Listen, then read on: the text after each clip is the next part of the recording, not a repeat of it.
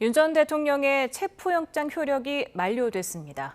네, 특검팀이 체포영장 재청구와 기소 방안을 놓고 고민하고 있는데요. 오늘은 손정혜 변호사와 관련 내용을 짚어봅니다. 어서 오세요. 안녕하세요. 네, 김건희 특검이 지금 윤 전 대통령에 대한 체포영장을 재청구할지 아니면 바로 기소할지 검토 중인데 어떻게 보세요? 일단 고심이 깊을 것으로 보입니다. 왜냐하면 당위적으로는 추가 재청구해서 소환 조사를 해야 되는 것이 원칙적인 모습이고 특검에서도 원칙이다 이렇게 이야기를 하고 있고 또 이 사건이 가지고 있는 중대성과 다른 사건에 영향을 미칠 염려가 있기 때문에 수사기관이 체포영장을 2번이나 집행하지 못하는 어떻게 보면 안 좋은 선례를 남기는 것이 좀 어렵다라는 판단이 있겠지만 하지만 현실적으로는 당위성은 그렇지만 사실상 어려운 것 같습니다. 제가 봐도 10명의 인력들이 동원이 돼서 한 사람에 대한 체포영장을 집행하고 의자를 들어오는 수준까지의 물리력을 동원했음에도 불구하고 계속 실랑이가 발생하고 거부하는 상황에서 실제로 그 가정마자 임의로 출석할 의사가 없으시냐라고 재차 물었던 것으로 알려지고 있는데 전면 거부하는 상황이 벌어졌고 또 3차로 집행한다고 하더라도 비슷한 상황이 발생할 염려가 있기 때문에 불필요한 행정력을 낭비하지 않고 소환 조사 없이 기소하는 방향 쪽으로 가지 않을까 합니다. 예, 만약에 특검이 체포영장을 재청구해서 또 발부가 되더라도 만약에 윤 전 대통령이 조사에서 협조를 하지 않거나 발언을 하지 않으면은 실익이 없다는 시나리오도 생각을 하고 있는 거겠죠? 진술을 거부하고 모두 다 부인한다고 하더라도 그 자체가 실익이 없다라는 평가는 하지 않습니다. 형사사법 절차에서 피의자 신문 절차를 거쳤으나 피의자가 이에 대해서 묵묵부답이나 진술 거부권을 행사했다라는 그 사실 자체도 법원 단계에선 유의미한 사실관계입니다. 그러니까 진술을 했느냐 안 했느냐, 거부했느냐, 인정했느냐 여하에 따라서 수사기관의 태도가 이 법원의 양형 단계에서도 그 평가 자료가 될 수 있기 때문에 중요한 자료로 유의미할 수 있고 또 수사기관 입장에서는 소환 조사를 통해서 이 기회를 가졌으나 그 방어권 행사를 하지 않았다라는 것도 남길 수 있기 때문에 전부 무의미하진 않는데 그럼에도 불구하고 지금 체포영장 집행 단계에서 이런 불미스럽게 여러 가지 주장이 나오는 상황까지 고려해서 3차, 4차 소환 조사까지는 이르지 않을 것으로 예상되는 상황입니다. 네, 윤 전 대통령 법률 대리인단이 오늘 입장문을 냈는데요. 특검의 강제 인치 시도는 명백한 불법이자 신체적 학대다. 그리고 진술을 강요하기 위한 폭력이고 사실상 수사기관의 가혹행위다. 이렇기 때문에 특검과 구치소 관계자들의 행위는 형법상 불법체포 감금죄, 직권남용죄, 강요죄, 가혹행위죄 되게 많네요. 그런 것들에 해당한다면서 또 법무부 장관이 불법행위의 공범이라는 주장도 폈습니다. 어떻게 보셨습니까? 일단은 체포영장이 발부된 사실부터 이제 부당하다, 위법하다라는 주장이 내포되어 있습니다. 체포영장이 부당하고 위법하기 때문에 그것을 집행하기 위해서 물리력을 동원한 그 행위 자체도 신체에 대한 유형력 행사인 폭행이나 독직 폭행으로 처벌해야 된다는 의사를 가지고 있는 것이고 또 위헌적인 요소를 내포하고 있다라고 보여서 헌법소원으로서 위헌적 행위라는 것을 인정받겠다는 취지의 주장인데요.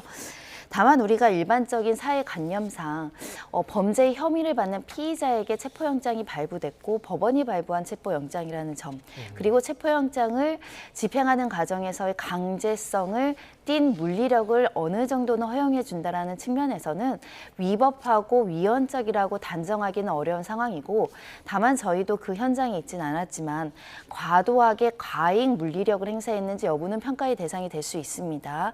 그 여지 그런 논란이나 이런 것들이 추후 발생할 여지가 있기 때문에 이 영상으로 녹화한 것으로 알려지고 있어서 가능한 한 적법 절차에 따라서 집행하려고 노력했을 정황이 뚜렷하지 않을까라는 생각이 들어서 지금 정치보복이다, 가혹행위다 이렇게 단정짓기는 어려움에도 불구하고 이렇게 주장하는 것은 현재 수사가 정치적인 보복이다, 위법한 수사라는 것을 윤 전 대통령 측에서 강조하고자 법률적인 개념보다는 정치적인 수사 업구로 이야기하는 게 아닐까 생각합니다. 생각합니다. 그러면 형사 고발이라든지 헌법 소원 대응 방침도 역시 좀 정치적인 구호로 봐야 될까요? 그렇습니다. 더 이상의 체포영장 집행이라든가 구속 수사에 있었을 때 망신주기라든가 지나친 어떤 언론 보도를 자제를 촉구하는 측면도 여기에 담겨 있지 않을까라는 생각이 들고요.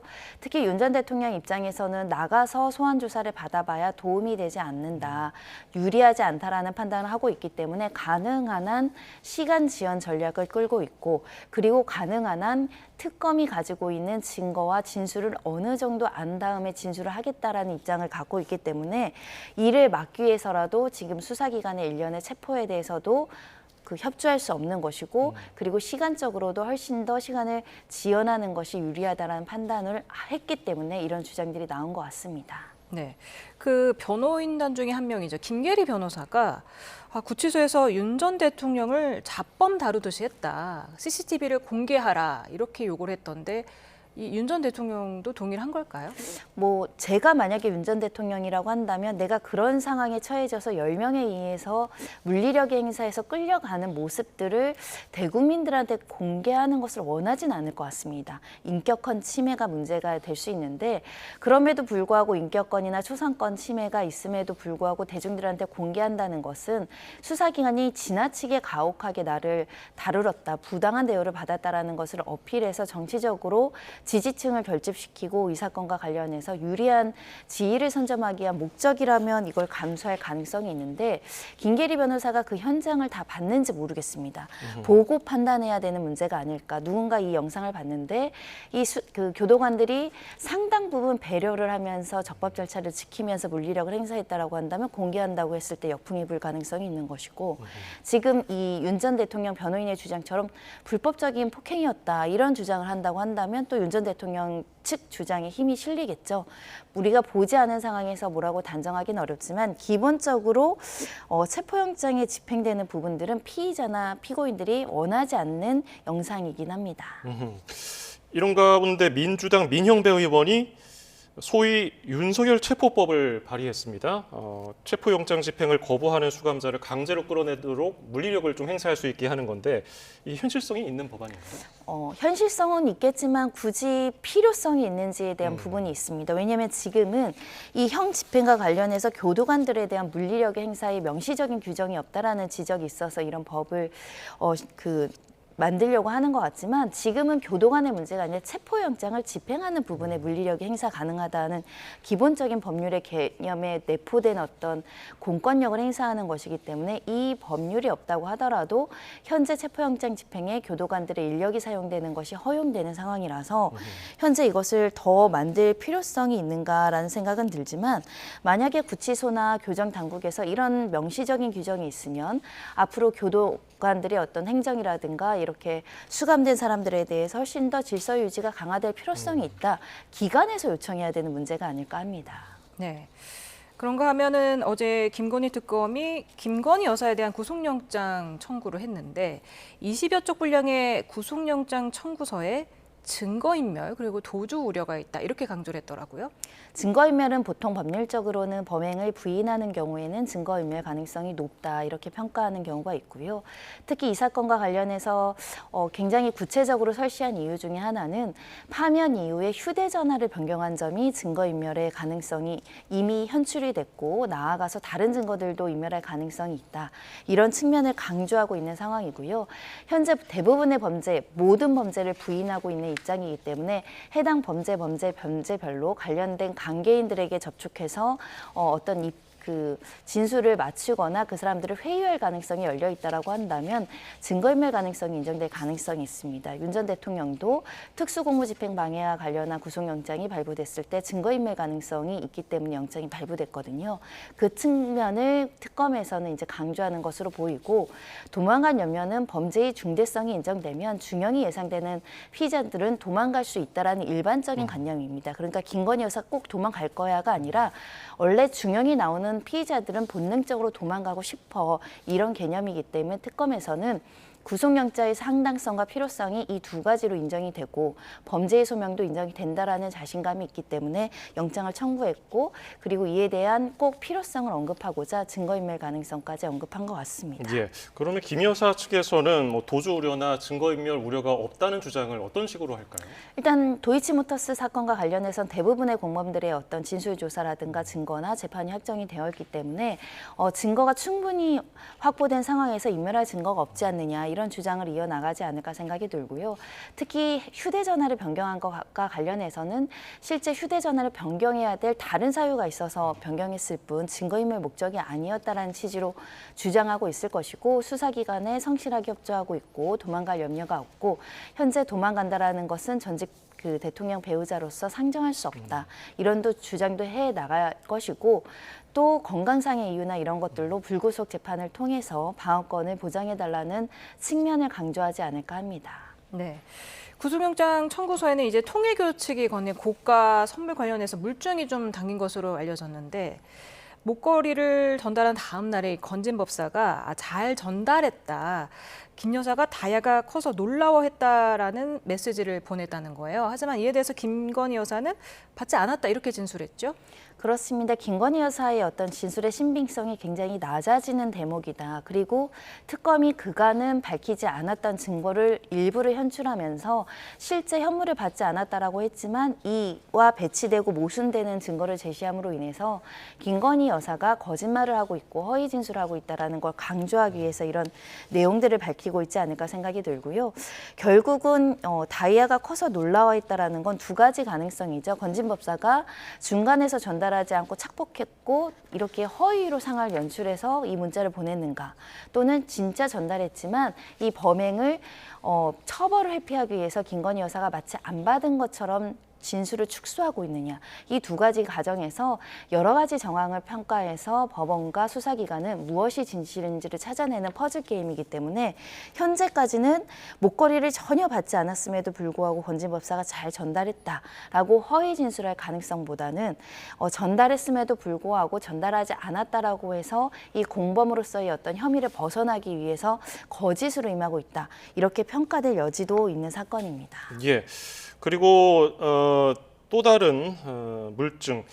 특검은 통일교 측과 김 여사의 인삼차 관련해서 통화 녹취도 확보를 했고요. 이걸 또 제시했는데 김 여사는 인삼차를 받지 않았는데 인사치레로 말 한마디 한 거다 이런 식으로 답변했다고 하더라고요. 네, 어떤 물건을 받지 않았는데 그 사람이 좀 민망할까 봐 이렇게 인삼차를 잘 받았다라고 하면서 내가 윤본부장 아니면 언제 이런 걸 먹어보겠느냐라는 취지로 이야기하는 것이 자연스러운가 부자연스러운가 생각하면 금방 시청자분들도 판단할 수 있을 것 같습니다. 더군다나 일련의 과정 속에서 아까 다이아 관련한 목걸이도 그렇고 인삼차도 받은 정황으로 이것은 해석하는 것이 합리적이지 않을까 생각이 들고요. 결국은 김건희 여사가 나는 전혀 받지 않았고 통일교 관련한 청탁도 받지 않았으며 건진 법사와 관계성이 없다. 이런 주장을 했을 것인데 계속적으로 건진 법사와 관련한 연관성과 대화의 내용에서 배치되는 모순된 증거들이 나온다고 한다면 이 김건희 여사의 진술의 신빙성은 매우 낮다. 이렇게 평가했을 것이고 오히려 수사기관에 거짓으로 임하고 있다. 이렇게 영장실질심사 판사님이 받아들이게 되면 이렇게 거짓말을 한다는 것은 증거인멸 가능성도 있다. 이렇게 인정되는 수순으로 가게 될 것이거든요. 그걸 인정받고자 핵심적인 물증 증거를 지금 특검에서 공개한 게 아닐까 합니다. 네. 지금 김건희 여사 측에서는 또 이제 특검 조사를 받은 뒤에 이 신문 조서를 열람을 하다가 화장실에 가서 김 여사가 구토를 했다. 그리고 사실 점심도 도시락을 먹은 것으로 알려졌지만 아무것도 먹지 못했다. 이렇게 말을 했는데 이게 지금 실질 심사를 앞두고 좀 건강 문제를 호소하려는 의도도 있어 보입니까? 실질 심사뿐만 아니라 향후 혹시 구속영장이 발부될 경우에 그 건강상의 문제로 여러 가지 이제 구속 집행 정지라든가 이런 부분들을 호소하고 외부 치료를 호소할 가능성이 높기 때문에 건강상의 문제를 거론할 가능성이 있는 것이고요. 기억을 상기시켜 보시면 과거에 이제 정신과 문제 때문에 건강상의 문제로 출석을 연기한 적도 있습니다. 그러니까 건강상의 문제는 처음 등장하는 것은 아니고 지속적 반복 지속적으로 거론되고 있고 그리고 이것이 전혀 허위가 아닌 것이 실제 또 병원 치료를 받아왔고 정신적으로 스트레스를 많이 받는 상황에서 건강상의 문제는 발생할 여지가 있는데 하지만 뭐 건강상의 어려움이 있다고 해서 구속이 안 된다라는 개념은 또 상정하기 어려워서 그 정도로 구속이 어려운 상황을 상정하는 것은 생명이 위급하거나 지금 당장 치료를 하지 않으면 굉장히 위독한 질병 정도에 한해서 이제 고려될 수 있기 때문에 현재 스트레스로 구토를 한다거나 밥을 잘 먹지 않는다는 사정만으로 이 구속 심사 과정에서 판사의 마음을 바꿀 수는 없다 이렇게 생각합니다. 예, 지금 다음 주에 중앙지법 정재욱 영장 전담 판사가 구속 전 피의자 신문을 진행할 것으로 알려져 있는데 이 정재욱 판사가 앞서서 이상민 전 행안부 장관하고 윤 전 통일교 세계본부장에 대해서 구속영장을 발부한 판사입니다.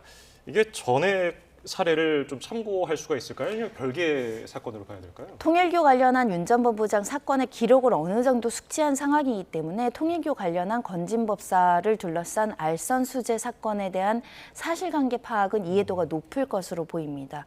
거기에 더불어서 김건희 여사가 모종의 역할과 공모행위를 했는가, 행위가담을 했는가, 실제 물건을 받았는지에 대한 증거같이 평가만 별도로 해서 한다고 한다면 알선 수재에 범죄의 소명이 있는가, 중대성이 있는지는 비교적 쉽게 판단이 나지 않을까 생각이 들고요.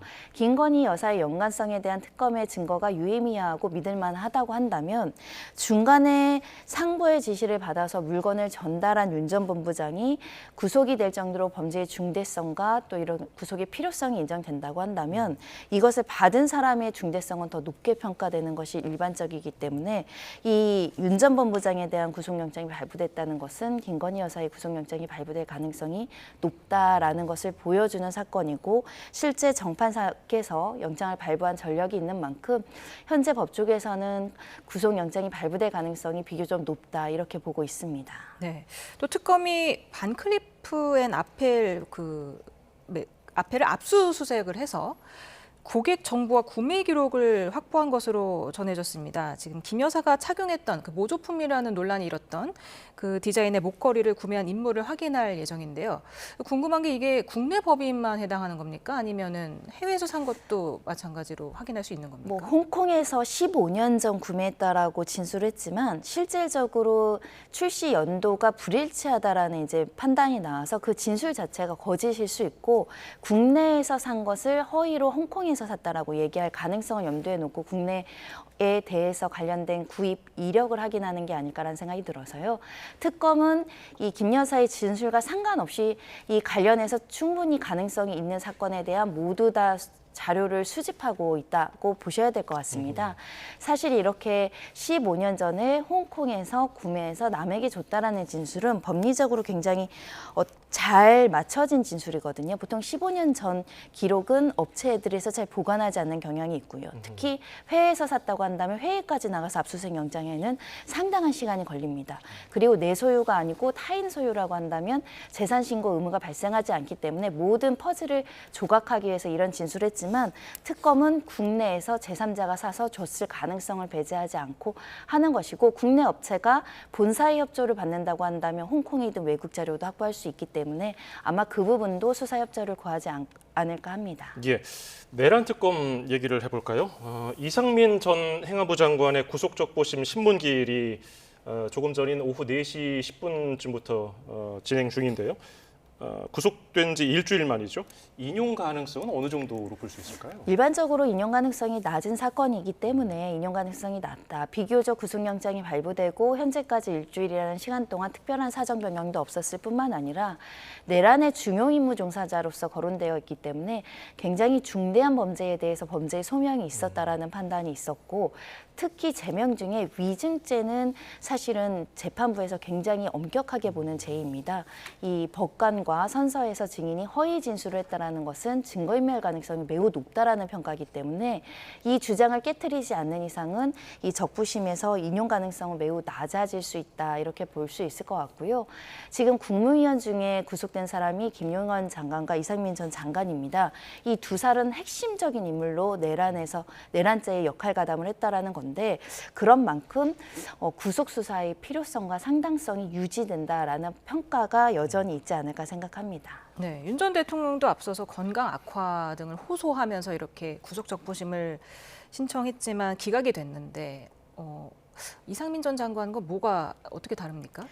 일단 구속적부심은요, 구속영장이 발부된 내용 중에 위법한 부분이 있느냐, 굉장히 부당한 부분이 있느냐, 또는 구속 이후에 특별한 사정 변경이 있어서 구속까지 할 상당성이 없는지를 평가하기 때문에 건강상의 문제가 그 요건은 아닙니다. 다만 현실적으로 굉장히 위중한 병 중에 있는 피의자가 구속된 경우에는 혹시 생명과 신체에 치명적인 위협이 있을까 봐 간혹 이제 석방하는 경우가 있긴 있거든요. 그런 경우에는 오히려 보석 청구를 하는 경우들이 더 많고 했던데, 지금은 의학적으로 생명의 침해가 위독한 사정이 확인이 되지 않았기 때문에 질병의 이유를 든다고 하더라도 구속 적부심이나 다른 절차에서도 석방까지는 기대하기 어려운 상황입니다.